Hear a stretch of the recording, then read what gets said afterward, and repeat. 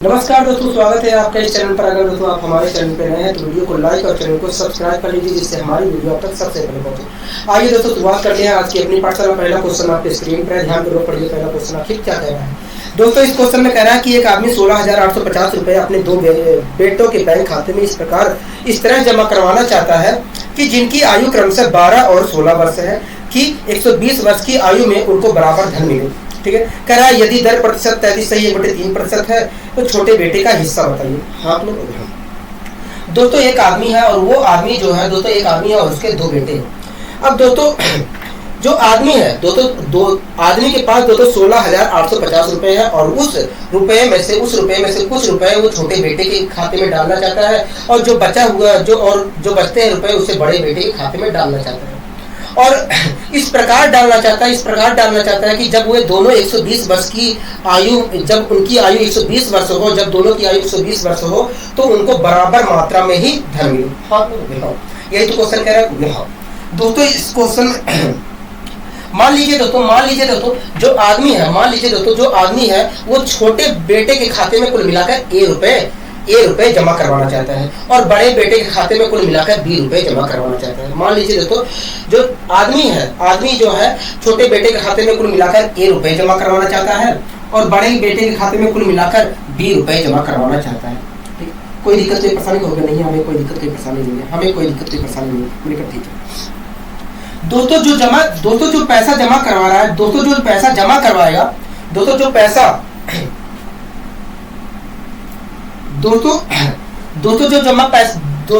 जमा करवाएगा व्यक्ति, उस धन पर दोस्तों जो पैसा जमा करवाएगा व्यक्ति छोटे बेटे के खाते में, उस धन पर देखा जाए तो एक साल में 33 सही 1/3% ब्याज मिलेगा। हाँ, 33 सही 1/3% ब्याज मिलेगा। हो गया। हाँ, 33 सही 1/3% ब्याज मिलेगा, मतलब 1/3 ब्याज मिलेगा। हो गया। हाँ, अगर दोस्तों एक साल में 1/3 ब्याज मिल रहा है दोस्तों, जो धन है उस धन पर एक साल में देखा जाए तो 1/3 ब्याज मिलेगा। हाँ, अगर दोस्तों एक साल में 1/3 का ब्याज मिलेगा तो एक साल में धन हो कितना जाएगा? हो गया, अपने धन का 4/3 गुना हो जाएगा। एक साल में धन दोस्तों इतना गुना हो जाएगा। हाँ, एक साल में देखा जाए दोस्तों देखा जाए तो जो धन है इतना गुना हो जाएगा। हाँ दोस्तों, दूसरे साल फिर से 33 सही 1/3% ब्याज मिलेगा। हो गया। हाँ, 33 सही 1/3% फिर से ब्याज मिलेगा।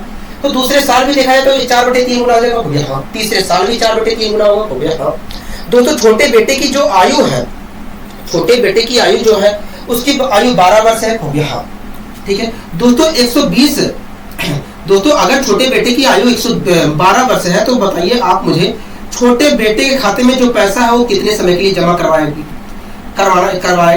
चाहता है व्यक्ति? कहोगे देखिए छोटे बेटे की आयु 12 वर्ष है, मैंने कहा। हाँ, कहोगे देखिए इस प्रकार देखा जाए तो जो आदमी है कुल मिलाकर देखा जाए तो 108 वर्ष के लिए पैसा जमा करवाना चाहता है। छोटे बेटे के खाते में 108 वर्ष के लिए पैसा जमा करवाना चाहता है। हाँ दोस्तों, छोटे बेटे के खाते में पैसा कितने समय के लिए जमा करवाना चाह रहा है? हो गया, 108 वर्ष के लिए जमा करवाना चाह रहा है। ठीक है दोस्तों, एक साल में देखा जाए तो 4/3 गुना हो रहा है धन। हो गया। हाँ, तो अगर एक साल में जो पैसा जमा करवाना चाह रहा है व्यक्ति छोटे बेटे खाते में, अगर वो एक साल में 4/3 गुना हो रहा है तो 108 साल में कितना गुना हो जाएगा? मूलधन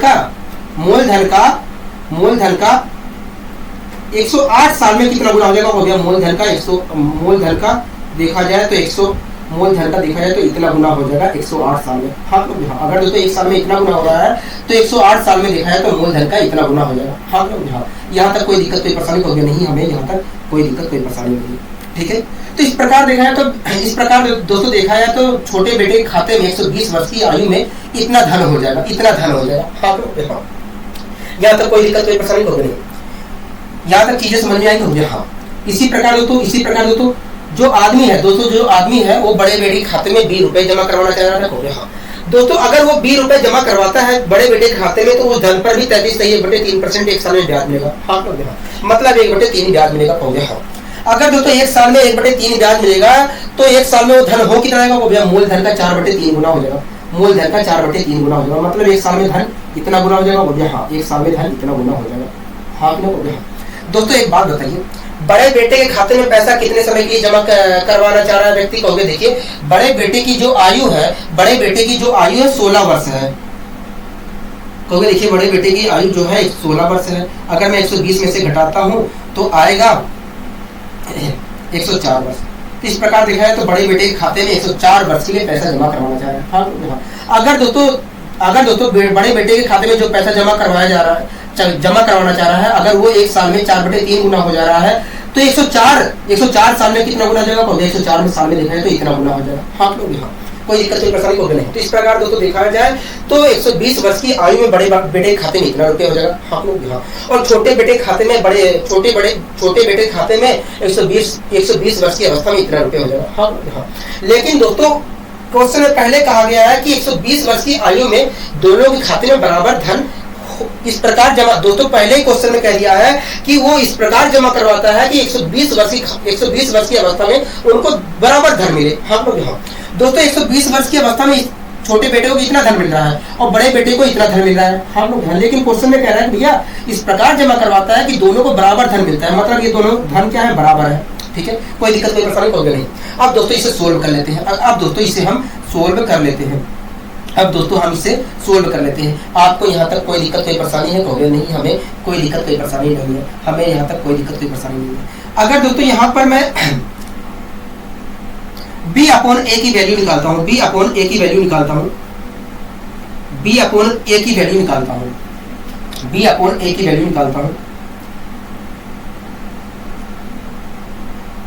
तो 4/, ये इधर भेजूंगा, इसे इधर भेजना पड़ेगा। हो गया, हाँ, और A को इधर भेजना पड़ेगा। तो B/A, दोस्तों अगर मैं B/A की वैल्यू निकालूं तो इसे उठाकर इधर भेजना पड़ेगा और इसे उठाकर इधर भेजना पड़ेगा। हाँ, तो 4/3 की पावर 108 में से अगर 4 की दोस्तों 4/3 है, या दूसरे तरीके से हम कर लेते हैं। ठीक है दोस्तों, यहाँ पर 4/3 की पावर 108 है। हाँ कि ना? हो गया, हाँ। यहाँ पर 4/3 की पावर 104 है। क्या इसे मैं 4/3 की पावर 104 इंटू 4 की पावर 4/3 की पावर 4 लिख सकता हूँ? हो गया, हाँ। दोस्तों 4/3 की पावर 104 जो है 4/3 की पावर 104 से कैंसिल हो जाएगा, बचेगा 4/3 की पावर 4। हाँ क्यों? हाँ, 4/3 की पावर 4 बचेगा। और 4/3 की पावर 4 का मतलब क्या होता है? देखिए 4 का मतलब 4 की पावर 4 का मतलब होता है 256 होता है। मैंने कहा ठीक है, कोई दिक्कत कोई परेशानी होगी नहीं है, हमें कोई दिक्कत कोई परेशानी नहीं है, हमें कोई दिक्कत कोई परेशानी नहीं है। ठीक है, यहाँ तक कोई दिक्कत कोई परेशानी होगी नहीं, यहाँ तक हमें कोई दिक्कत कोई परेशानी नहीं है। मैंने कहा ठीक है। इसी प्रकार दोस्तों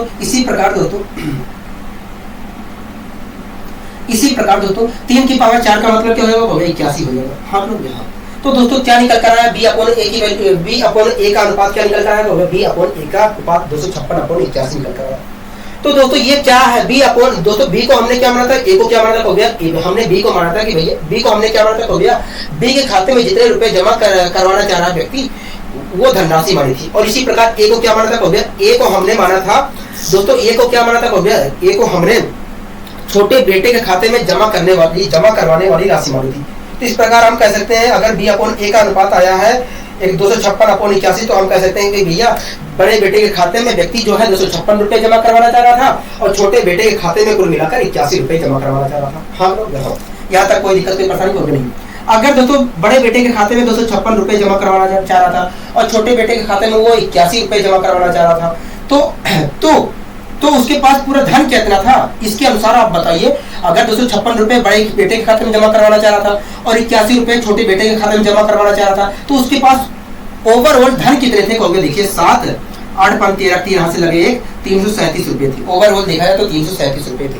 लेकिन दोस्तों 337 रुपए नहीं थे, 16,850 रुपए थे। मतलब 337 बराबर 16,850 रुपए थे। यहाँ तक कोई दिक्कत कोई परेशानी होगी नहीं, हमें कोई दिक्कत कोई परेशानी नहीं है, हमें कोई दिक्कत कोई परेशानी नहीं है। दोस्तों आप अनुमान लगाइए यहाँ पर मैं दोस्तों किस डिजिट से मल्टीप्लाई करूं कि आखिर में 5 आ जाएगा? 5 से, मतलब 337 जो है 337 से अगर मैं डिवाइड करता हूं तो ये 50 बार में, क्योंकि ये 5 बार में पूरी तरीके से डिवाइड हो जाएगा। मतलब 337 से अगर मैं इसे पूरा डिवाइड करता हूं तो ये 50 बार में डिवाइड हो जाएगा। मतलब 1 यूनिट की वैल्यू जो आएगी 50 रुपए के बराबर होगी। 1 यूनिट की वैल्यू 50 रुपए के बराबर होगी। हाँ दोस्तों, इस क्वेश्चन में आपसे पूछा क्या? इस क्वेश्चन में कहा है कि बताइए छोटे बेटे का हिस्सा बताइए, मतलब छोटे बेटे के खाते में कितने रुपए जमा करवाना चाह रहा है? हाथ में हो गया, हाँ ठीक है। दोस्तों हमारे अनुसार छोटे बेटे के खाते में 81 रुपए वो जमा करवाना चाह रहा था, 81 यूनिट जमा करवाना चाह रहा था। 1 यूनिट की वैल्यू 250 रुपए के बराबर है। तो अगर हमें वास्तव में बताना है कि कितने रुपए जमा करवाना चाह रहा था तो 81 यूनिट की वैल्यू बतानी पड़ेगी। तो गया दोस्तों 1 यूनिट 50 रुपए के बराबर है, तो 81 यूनिट कितने के बराबर होगी? तो 50 से मल्टीप्लाई कर दीजिए। तो मैं 5 से मल्टीप्लाई करता हूँ, एक जीरो लगा देता हूँ, हो गया। हाँ 5 अगर 5 5 8 40, तो आया 4050 रुपये। मतलब छोटे बेटे के खाते में एक तरह से देखा जाए तो व्यक्ति जो है 4050 रुपये जमा करवाना चाह रहा था। हाँ क्यों? हाँ, आशा करता हूँ दोस्तों ये चीजें समझ में आई होंगी। ठीक है, अब बात आती है कि क्या मैं तेजी से कर सकता हूँ? मैंने कहा हाँ बिल्कुल तेजी से कर सकते हैं। कैसे? आइए देख लेते हैं इसको हम तेजी से कैसे करते हैं। ठीक है, आइए हम दोस्तों देख लेते हैं हम तेजी से कैसे करते हैं। दोस्तों एक बात बताइए, दोनों बेटे के खाते में जो पैसा व्यक्ति जमा करवाना चाहता है, उस धन पर एक साल में हमें कितना परसेंट ब्याज मिलेगा? उस धन पर एक साल में हमें 33.1/3% ब्याज मिलेगा। हाँ, अगर दोस्तों उस धन पर एक साल में हमें 33.1/3% ब्याज मिलेगा, तो एक साल में अगर दोस्तों उस धन पर दोस्तों व्यक्ति जितने रुपए जमा करवाना चाह रहा था, दोस्तों व्यक्ति जो है जितने रुपए जमा करवाना चाह रहा है छोटे और बड़े बेटे के खाते में, उस धन पर हमें एक साल में कितना परसेंट ब्याज मिलेगा? 33.3% ब्याज मिलेगा। हाँ, मतलब 1/3 यूनिट ब्याज मिलेगा। हाँ, अगर दोस्तों उस धन पर 1/3 यूनिट का ब्याज मिलेगा, तो एक साल में वो धन हो कितना होगा? 4/3 गुना हो जाएगा। हाँ, इस प्रकार दोस्तों देखा जाए तो जो रुपए छोटे और बड़े बेटे के खाते में जमा करवाना चाह रहा है व्यक्ति, वो धन देखा जाए तो एक साल में 4/3 गुना हो जाएगा। हाँ, अब आपको क्या करना है? ठीक है, अब आपको ये करना है, आपको क्या करना है मैं बता रहा हूँ दोस्तों। आपको देखना है कि दोनों बेटे के खाते में जितने समय के, दोस्तों आपको ये देखना है कि दोनों बेटे की आयु में अंतर कितने यूनिट का, कितने वर्ष का है।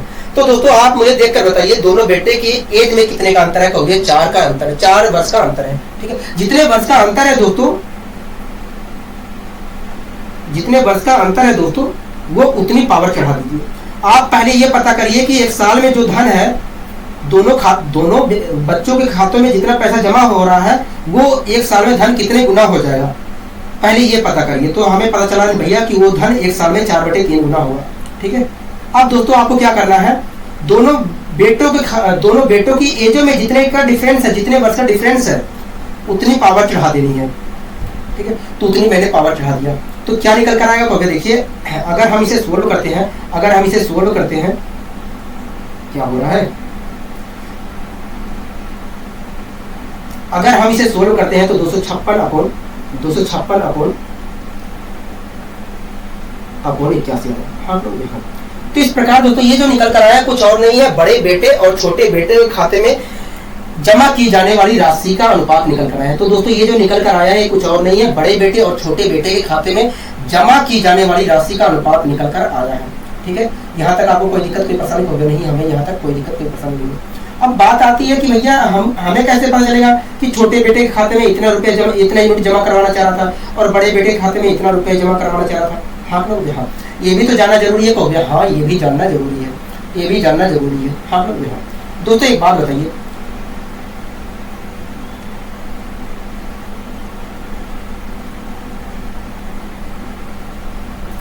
क्या हो रहा है? मैं इसकी पावर 4 कर दे रहा हूँ, इसकी भी पावर 4 कर दे रहा हूँ। ठीक है, कोई दिक्कत वैसे परेशानी वाली बात नहीं है। ठीक है, अब दोस्तों अगर मैं सोल्व करता हूँ तो 256 अपॉन 81 आएगा। दोस्तों ये जो निकल कर आया कुछ और नहीं है, बड़े बेटे और छोटे बेटे के खाते में जमा की जाने वाली राशि है। ठीक है, मतलब 256 रुपए, मतलब 256 यूनिट वो बड़े बेटे के खाते में जमा करवाना चाह रहा था और छोटे बेटे के खाते में 81 रुपए जमा करवाना चाह रहा था। हाँ, बात आती है कि हमें कैसे पता चलेगा कि बड़े बेटे के खाते में इतना रुपए जमा करवाना चाह रहा था, छोटे बेटे के खाते में इतना रुपए जमा करवाना चाह रहा था? हाँ, मैंने कहा ठीक है कोई बात नहीं।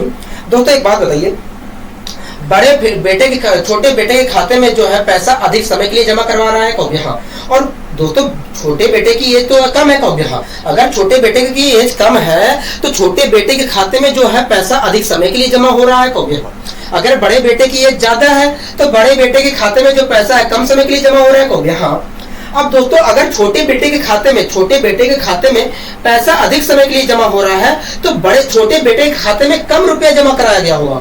इसी प्रकार दोस्तों अगर बड़े बेटे के खाते में पैसा कम समय के लिए जमा हुआ है तो बड़े बेटे के खाते में पैसा अधिक जमा करवाया गया होगा। समझ में आपको आया? कहोगे हाँ। तो इस प्रकार दोस्तों देखा जाए तो 256 रुपए जो जमा करवाए गए हैं वो वास्तव में बड़े बेटे के खाते में जमा करवाए गए हैं, और जो छोटे बेटे के खाते में जो पैसा जमा करवाए गए हैं 81 यूनिट, वो इसी प्रकार दोस्तों 81 यूनिट जो पैसे जमा करवाए गए हैं छोटे बेटे के खाते में जमा करवाए गए हैं। ठीक है, इस प्रकार दोस्तों देखा जाए तो 7 8 5 13 3 हाथ से लगे 1। इस प्रकार दोस्तों देखा जाए तो वो कुल मिलाकर 337, उसके पास कुल मिलाकर 337 रुपए थे जिसको वो जमा करवाना चाह रहा था छोटे और बड़े बेटे के खाते में। लेकिन दोस्तों उसके पास देखा जाए तो 16,850 रुपए थे। अगर मैं 1 यूनिट की वैल्यू पता करता हूँ तो 1 यूनिट की वैल्यू 50 की आएगी, मतलब 1 यूनिट जो है 50 रुपए के बराबर है। हम लोग देखा हमसे पूछ रहा है छोटे बेटे के खाते में कितने रुपए, छोटे बेटे का हिस्सा बताइए।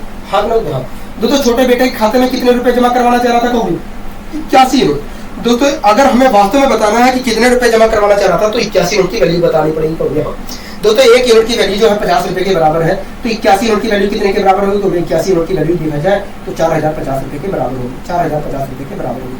आशा करता हूँ दोस्तों ये चीजें समझ में आई होगी। ठीक है, कोई दिक्कत कोई परेशानी होगी नहीं, हमें कोई दिक्कत कोई परेशानी नहीं होगी। आशा करता हूँ दोस्तों यहाँ तक चीजें समझ में आई होंगी प्रॉपर वे। अब आइए दोस्तों हम बढ़ते हैं अपने अगले क्वेश्चन की ओर।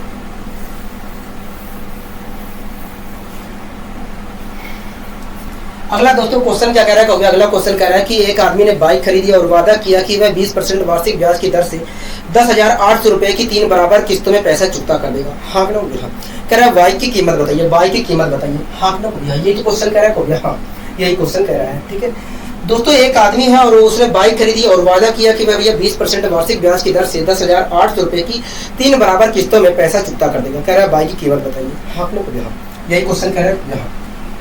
दोस्तों किस्त के रूप में जो पैसा दे रहा है दोस्तों, किस्त के रूप में दोस्तों जिस धन पर दोस्तों किस्त के रूप में जो पैसा दे रहा है दोस्तों, जिस धन पर वो पैसा दे रहा है किस्त के रूप में, उस धन पर देखा जाए तो उसे 20% ब्याज भी देना पड़ रहा होगा। हाँ ना हाँ दोस्तों 20% की फ्रैक्शन क्या होती है, कहोगे देखिए 20% की फ्रैक्शन जो होती है 1/5 होती है। हाँ हाँ मान लीजिए दोस्तों पहला जो धन है, मान लीजिए दोस्तों पहली जो किस्त है वो कुल मिलाकर 5 रुपए पर दी गई है। मान लीजिए दोस्तों व्यक्ति ने पहला जो किस्त है वो 5 रुपए पर दिया था। ठीक है दोस्तों, अगर दोस्तों व्यक्ति ने पहली किस्त 5 रुपए पर, अगर दोस्तों पहली किस्त उसने 5 रुपए पर जमा की है तो इस धन पर देखा जाए तो उसे 1 साल का ब्याज देना पड़ा होगा। हाँ क्योंकि दोस्तों इस धन को व्यक्ति ने 1 साल तक यूज किया, तो इसलिए इस धन पर उसे 1 साल का ब्याज भी देना पड़ा होगा, मतलब 1 रुपए ब्याज भी देना पड़ा होगा। हाँ क्योंकि इसका 1 साल का जो ब्याज होगा, इस धन का 1 साल का जो ब्याज होगा वो 1 रुपए होगा, मतलब एक तरह से देखा जाए तो व्यक्ति द्वारा 6 रुपए जमा करवाना पड़ा होगा। हाँ ना भैया, किस्त के रूप में 6 रुपए जमा करना पड़ा होगा। हाँ ना भैया, कोई दिक्कत कोई परेशानी कोई नहीं, यहाँ तक चीजें क्लियर है। भैया ठीक है, इसी प्रकार दोस्तों मान लीजिए कि दूसरी जो किस्त है 25 रुपए पर व्यक्ति ने जमा की थी। इसी प्रकार दोस्तों मान लीजिए दूसरी जो किस्त है व्यक्ति ने 25 रुपए पे जमा की थी। ठीक है, अगर दोस्तों 25 रुपए दूसरी किस्त वो 25 रुपए पे जमा कर रहा है तो इस धन पर देखा जाए तो 2 साल का ब्याज देना पड़ा होगा, क्योंकि इस धन का उसने 2 साल तक यूज किया है। हम लोग यहाँ तो इसका 2 साल का ब्याज जो होगा 11 रुपए होगा।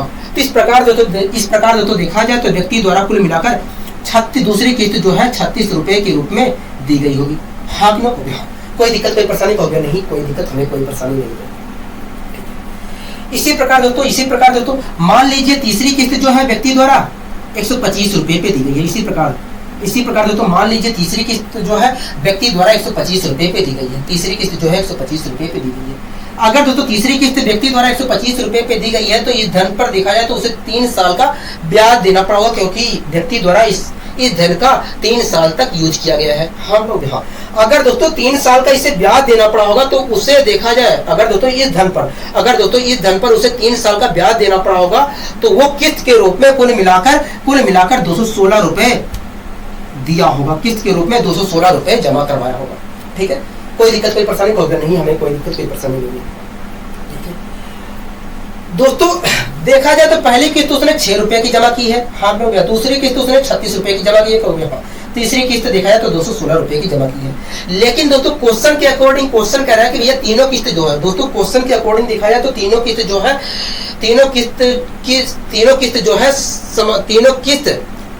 एक तरह से तीनों किस्त, लेकिन दोस्तों क्वेश्चन के अकॉर्डिंग देखा जाए तो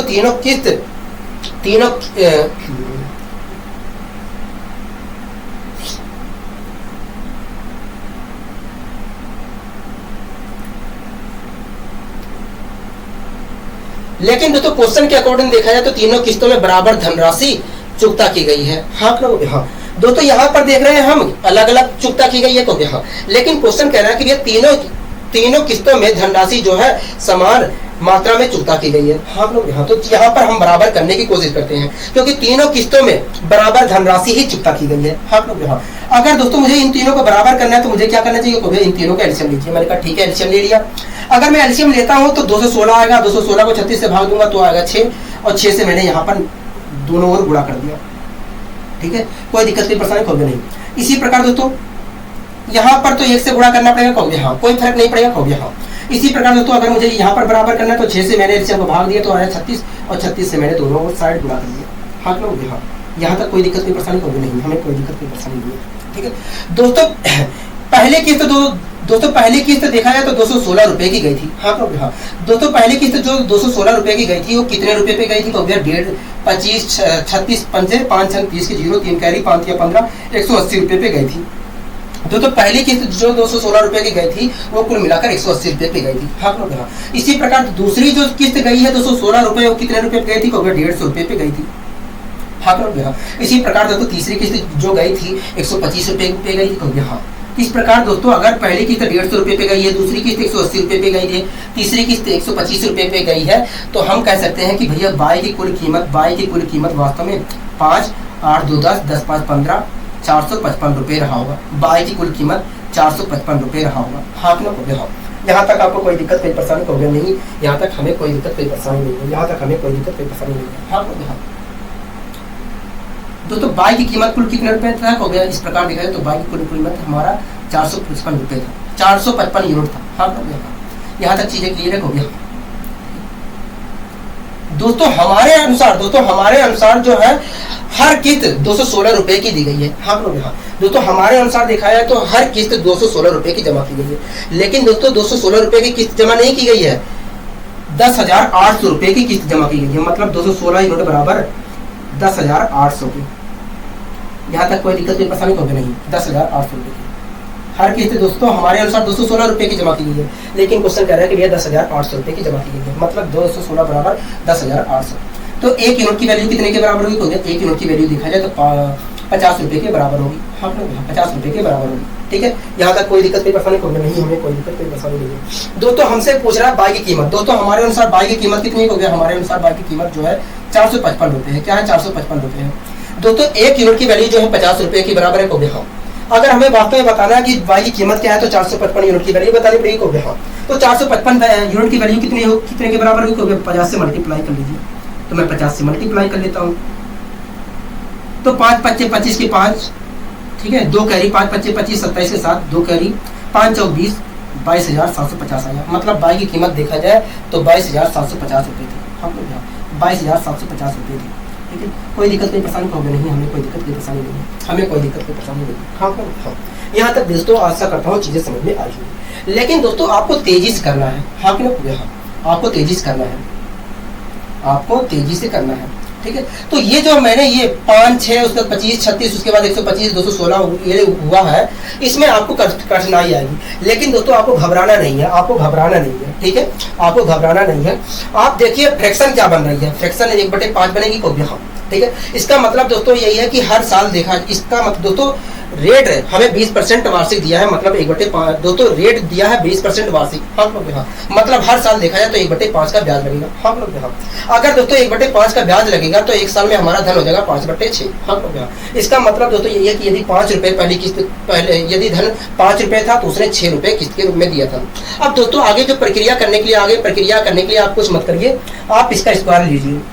ठीक है, तो आएगा 25 और इसका स्क्वायर लीजिए, आएगा 36। इसका मतलब था कि यही कि 25 रुपए अगर धन था तो उसने 36 रुपए दूसरी किस्त दी थी। अब दोस्तों आपको क्या करना है, अगली बार फिर से आप इसका क्यूब लीजिए। दूसरी बार स्क्वायर लिया है, अगली बार क्यूब लीजिए। इसका मतलब, और इसका अगली बार इसका क्यूब लीजिए तो आएगा 216। इसका मतलब दोस्तों यही है कि अगर 125 रुपए का धन था तो अगली किस्त जो दी गई थी 216 रुपए की दी गई थी।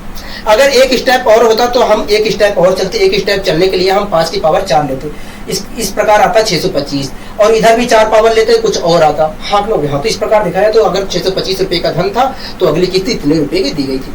तो इस प्रकार हम तेजी से भी कर सकते हैं। ठीक है, यहाँ पर दोस्तों मैंने आपको समझाने के लिए ऐसा यहाँ पर बताया है, ऐसा मैं समझाने के लिए आपको यहाँ पर बता रहा हूँ। ठीक है, कोई दिक्कत कोई परेशानी होगी नहीं। आइए हम दोस्तों अगले क्वेश्चन में जैसे मैं यहाँ पर बता रहा हूँ वैसे ही हम करने की कोशिश करेंगे, ठीक है। यहाँ पर तो वैसे मैंने विस्तार से बता दिया है, घबराने वाली बात नहीं है। अब आइए दोस्तों हम बढ़ते हैं अपने अगले क्वेश्चन की ओर।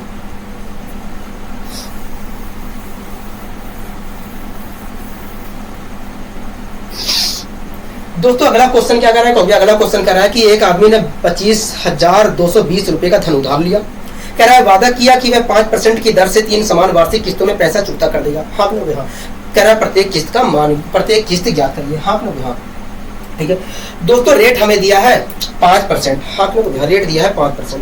5% की फ्रैक्शन होती है 1/20। हाँ लोग हाँ। इसका मतलब दोस्तों यही है कि यदि 20 रुपए का धन था, 20 रुपए धन था, तो वो 21 रुपए पहली किस्त के रूप में वो 21 रुपए जमा चुकता किया था, ठीक है। इसी प्रकार दोस्तों अगले स्टेप पे चलते हैं, दूसरी किस्त पे चलते हैं। इसी प्रकार दोस्तों मान लीजिए दोस्तों 400 रुपए का धन था वो, और अगली किस्त के रूप में उसने 441 रुपए चुकता किए थे। इसी प्रकार दोस्तों मान लीजिए धन जो हमारा 8,000 था और उसने तीसरी किस्त के रूप में 9,261 रुपए चुकता किए थे, ठीक है। कोई दिक्कत कोई परेशानी कोई नहीं। दोस्तों हमने वही तरीका फॉलो किया है, ठीक है, जो मैंने आपको वहां पर बताया। यहाँ तक कोई दिक्कत कोई परेशानी होगी नहीं। एक बात बताइए दोस्तों, पहले हम यहाँ पर देखा जाए तो पहली किस्त उसने 21 रुपए की दी है, दूसरी किस्त 441 रुपए की दी गई है। हम लोग यहाँ तीसरी किस्त के रूप में उसने 961 रुपए चुकता किए हैं। हम लोग लेकिन दोस्तों क्वेश्चन कह रहा है कि भैया प्रत्येक किस्त, दोस्तों क्वेश्चन के अनुसार देखा जाए तो प्रत्येक किस्त में बराबर धनराशि चुकता किया है। हम लोग यहाँ पर दोस्तों देखा जाए तो अलग अलग धनराशि चुकता की जा रही है यहाँ, लेकिन क्वेश्चन कह रहा है कि भैया प्रत्येक किस्त, दोस्तों क्वेश्चन के अकॉर्डिंग देखा जाए तो प्रत्येक किस्त में बराबर धनराशि चुकता की गई है। तो यहाँ पर हम बराबर करने की कोशिश करते हैं। अगर बराबर धनराशि चुकता की गई है तो यहाँ पर बराबर करने की कोशिश करते हैं, ठीक है। तो यहाँ पर अगर मुझे बराबर करना है तीनों को, तो यहाँ पर मुझे 21 से मल्टीप्लाई करना पड़ेगा, इसमें 441 से मल्टीप्लाई करना पड़ेगा, ठीक है। कोई दिक्कत कोई परेशानी होगी नहीं। अगर यहाँ पर 441 से मल्टीप्लाई कर रहा हूँ तो यहाँ पर भी 441 से मल्टीप्लाई करूंगा। यहाँ पर 21 से कर रहा हूँ तो यहाँ पर भी 21 से करूंगा। हाँ ना, यहाँ कोई दिक्कत कोई परेशानी कभी नहीं, हमें कोई दिक्कत कोई परेशानी नहीं है, हमें यहाँ तक कोई दिक्कत कोई परेशानी नहीं है, हमें यहाँ पर कोई दिक्कत कोई परेशानी नहीं है।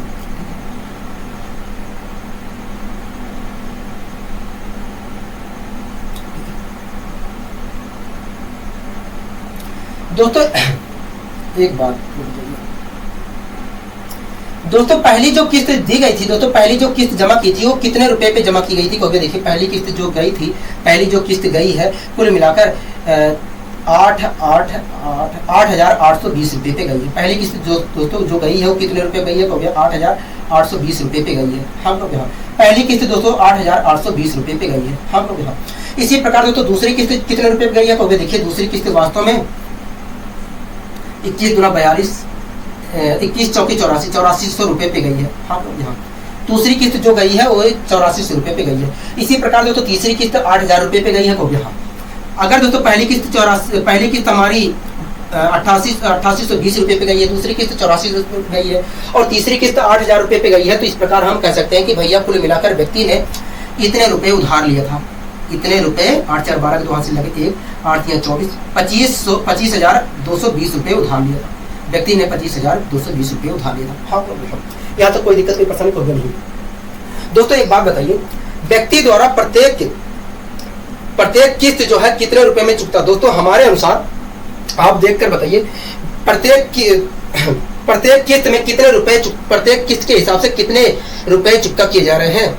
क्योंकि देखिए व्यक्ति द्वारा प्रत्येक किस्त में देखा जाए तो 961 रुपए चुकता किए जा रहे हैं। हाँ लोग यहाँ एक मिनट ठीक है दोस्तों, व्यक्ति द्वारा कुल कितने रुपए उधार लिया गया था? क्योंकि हमारे अनुसार देखा जाए तो 25,220 रुपए उधार लिया गया था व्यक्ति द्वारा। हाँ लोग यहाँ लेकिन दोस्तों क्वेश्चन भी कह रहा है कि व्यक्ति द्वारा 25,000, दोस्तों हमारे अनुसार 25,220 रुपए व्यक्ति द्वारा उधार लिया गया था। हाँ लोग यहाँ और क्वेश्चन कह रहा है कि भैया 25,000, क्वेश्चन भी कह रहा है कि भैया 25,220 रुपए ही उधार लिया गया है। हम लोग यहाँ तो अगर मैं 1 यूनिट की वैल्यू निकालता हूं तो 1 यूनिट जो होगा 1 रुपए के बराबर होगा। 1 यूनिट जो होगा 1 रुपए के बराबर होगा।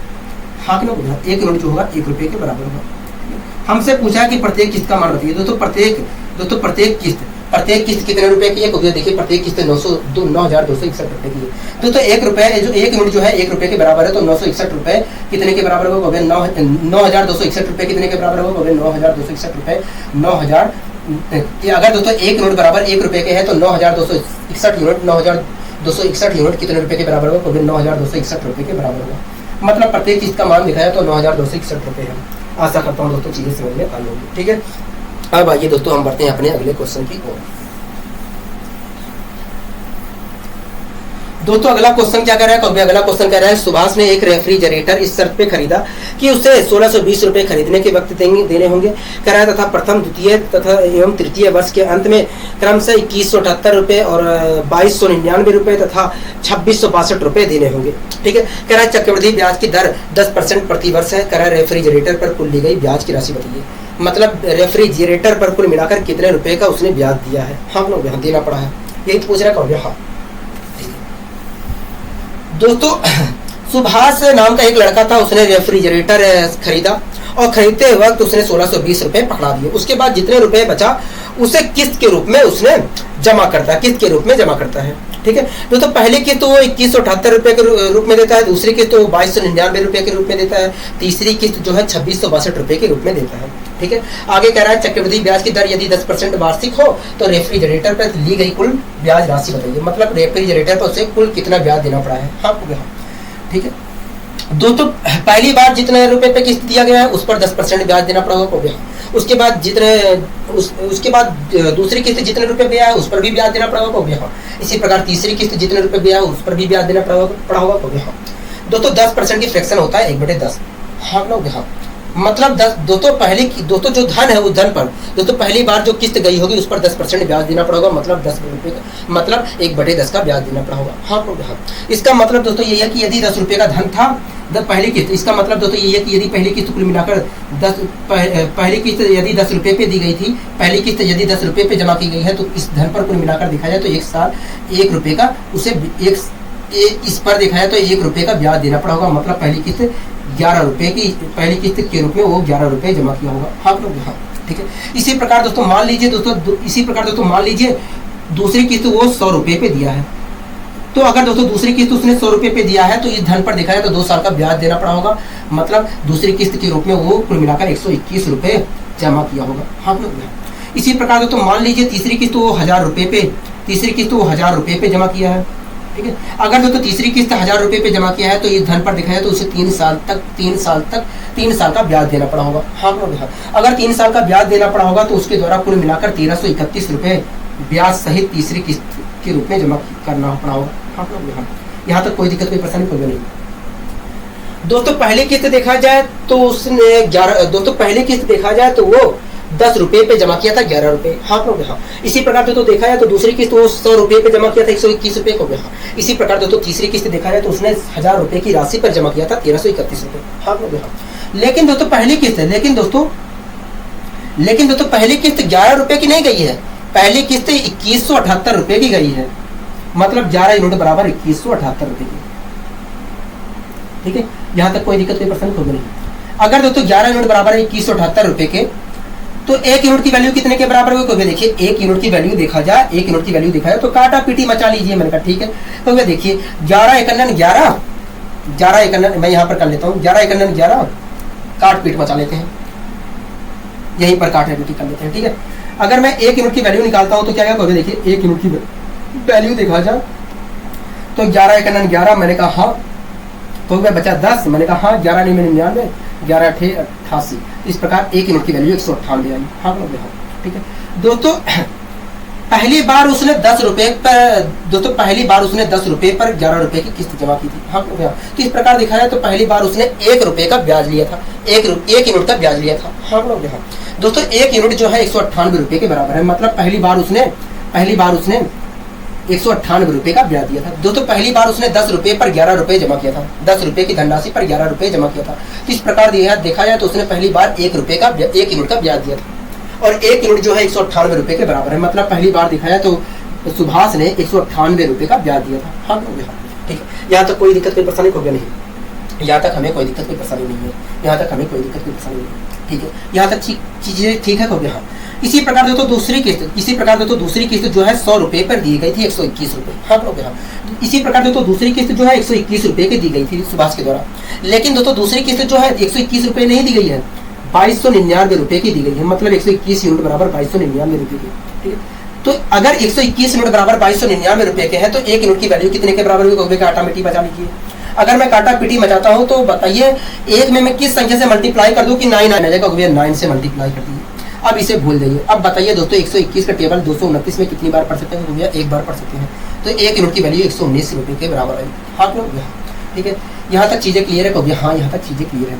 दोस्तों एक बात बताइए मुझे, दूसरी किस्त सुभाष ने 100 रुपए पे दी थी 121 रुपए। हाँ लोग, अगर दोस्तों दूसरी किस्त उसने 100 रुपए पे दी थी, दूसरी किस्त 100 रुपए पर 121 रुपए दी थी, तो दूसरी किस्त के समय उसने 21 यूनिट का ब्याज दिया था। हाँ, अगर दोस्तों 1 यूनिट बराबर 19 रुपए के बराबर है तो 21 यूनिट कितने के बराबर होगा? भैया देखिए 21 यूनिट की वैल्यू निकालने के लिए आप कुछ मत करिए, आप कुछ मत करिए, 400 का 20 का स्क्वायर करिए और 1 घटा दीजिए। तो मैंने 400 आया 400 और घटा दिया तो आया 399। क्या आया? 399 है। हाँ लोग, हाँ, तो ये 21 यूनिट की वैल्यू आई 399। हाँ लोग, हम मतलब दूसरी किस्त के समय उसे 399 रुपए का ब्याज देना पड़ा था, 399 रुपए का ब्याज देना पड़ा था। हाँ लोग, हाँ, मतलब सुभाष को दूसरी किस्त के रूप में दूसरी किस्त के समय 399 रुपए का ब्याज देना पड़ा था। हाँ कि ना कहोगे? हाँ, यहाँ तक चीजें क्लियर है? कहोगे हाँ यहाँ तक चीजें क्लियर है, यहाँ तक चीजें क्लियर है। मैंने कहा ठीक है।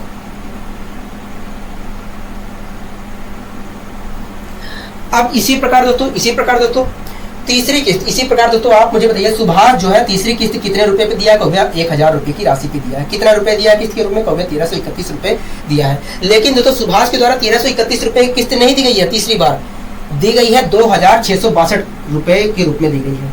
मतलब 1331 बराबर है 2662 रुपए के। तो 1 यूनिट कितने के बराबर? कहोगे 1 यूनिट देखा जाए तो 2 रुपए के बराबर है। हाँ ठीक है दोस्तों, एक बात बताइए, तीसरी किस्त 1000 रुपए पे दी थी। कहोगे हाँ, कितने रुपए दी थी तीसरी किस्त के रूप में? कहोगे 1331 रुपए दी थी।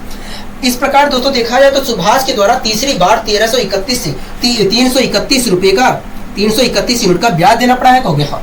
दोस्तों 1 यूनिट 2 रुपए के बराबर है, तो 331 यूनिट कितने के बराबर? कहोगे 331 यूनिट देखा जाए तो 662 रुपए के बराबर है। मतलब देखा जाए तो तीसरी बार सुभाष को तीसरी किस्त के रूप में तीसरी किस्त के समय सुभाष को कुल मिलाकर 662 रुपए का ब्याज देना पड़ा था। 662 रुपए का ब्याज देना पड़ा था। हाँ कहोगे हाँ, कोई दिक्कत कोई परेशानी कहोगे नहीं। दोस्तों हमसे इस क्वेश्चन में पूछा है कि कुल मिलाकर ब्याज कितना देना पड़ा था सुभाष को। हाँ ये तो पूछा कहोगे हाँ। तो पहली बार सुभाष को 198 रुपए का किस्त देना पड़ा है, ब्याज देना पड़ा है। दूसरी बार सुभाष को 399 रुपए का ब्याज देना पड़ा था। तीसरी बार सुभाष को कुल मिलाकर 662 रुपए का ब्याज देना पड़ा था। तो इस प्रकार दोस्तों देखा जाए तो सुभाष को कुल मिलाकर 8 2 10 10 9 19 के 9 हाथ से लगे 1 और 9 9 18 7 25 के 5 2 कैरी, ठीक है, 6 4 10 11। इस प्रकार दोस्तों देखा जाए तो सुभाष के 1 मिनट 6 4 2 बचा है, कैरी 2 बचा है, ठीक है, 6 12 आएगा, ठीक है। इस प्रकार दोस्तों देखा जाए तो सुभाष के द्वारा कुल मिलाकर 1259 रुपए ब्याज के रूप में देना पड़ा है। सुभाष को कुल मिलाकर 1259 रुपए ब्याज के रूप में देना पड़ा है, ठीक है। कोई दिक्कत कोई परेशानी कोई नहीं है, हमें कोई दिक्कत कोई परेशानी नहीं है, ठीक है, हमें कोई दिक्कत कोई परेशानी नहीं है, ठीक है।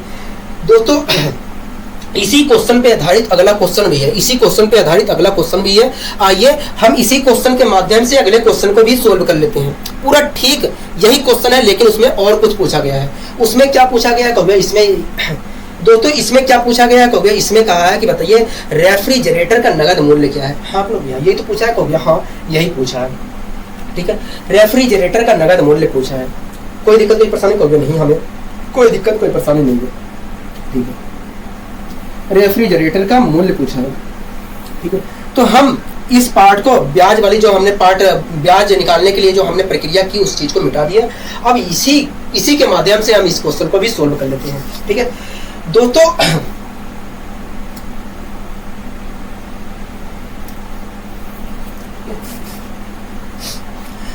पहली किस्त 11 रुपए की दी गई थी सुभाष के द्वारा।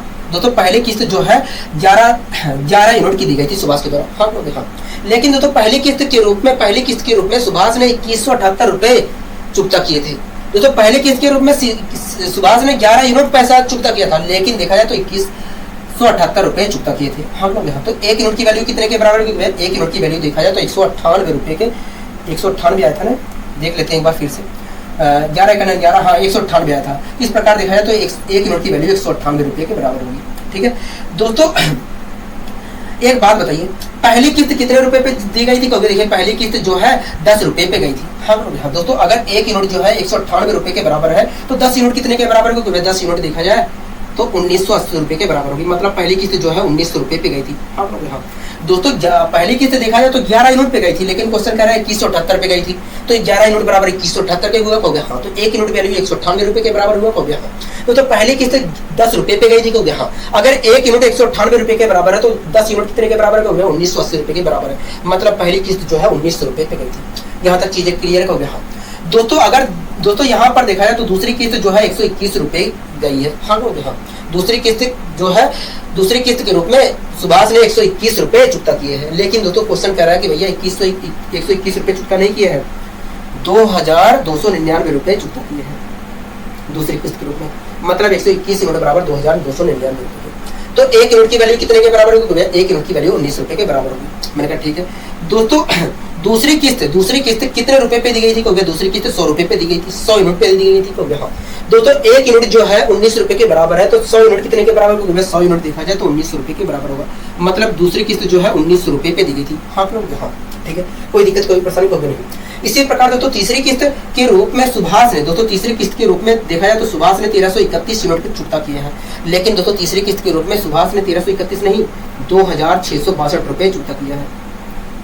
ठीक है, कोई दिक्कत कोई परेशानी होगी नहीं। तो एक यूनिट की वैल्यू कितने के बराबर होगी? 2 के बराबर होगी। ठीक है दोस्तों, जो तीसरी किस्त है वो कितने रुपए पे दी गई थी? क्योंकि देखिए 1000 रुपए पे दी गई थी। हाँ दोस्तों, एक यूनिट जो है 2 रुपए के बराबर है, तो 1000 यूनिट कितने के बराबर है? क्योंकि 1000 यूनिट देखा है तो 2000 के बराबर है। मतलब तीसरी किस्त जो है 2000 पे गई थी। हम लोग यहाँ कोई दिक्कत कोई परेशानी होगी नहीं, हमें कोई दिक्कत कोई परेशानी नहीं है। ठीक है दोस्तों, पहली किस्त 1980 पे गई है, दूसरी किस्त 1900 रुपए पे गई है, तीसरी किस्त 2000 रुपए पे गई है। इस प्रकार देखा जाए तो सुभाष कुल मिलाकर 9 9 18 के 8 हासिल लगे 1 4 5 5880 रुपए उसने उधार करवाया था। इस प्रकार देखा जाए तो सुभाष जो है कुल मिलाकर 5880 रुपए उधार करवाया था। हाँ दोस्तों, सुभाष जो है 1620 रुपए तो शुरुआत में दे दिया था। दोस्तों सुभाष जो है 1620 रुपए शुरुआत में दे दिया था, उसके बाद 5880 रुपए उधार करवाया था। यहाँ इस प्रकार देखा जाए तो रेफ्रिजरेटर का कुल मूल्य एक तरह से देखा जाए तो 8 6 14 4 5 8 6 14 15 5 हासिल लगे 7500 रुपये था। हाँ लोग यहाँ रेफ्रिजरेटर का कुल मिलाकर 7500 रुपये था। आशा करता हूँ दोस्तों ये चीज़ें समझ में आई होंगी। ठीक है, कोई दिक्कत कोई परेशानी होगी नहीं। दोस्तों आखिरी क्वेश्चन है, आप पढ़िए, मैं पानी पीकर आ रहा हूँ। ठीक है, आशा कर रहा हूँ ये चीज़ें समझ में आई होंगी अच्छे तरीके से।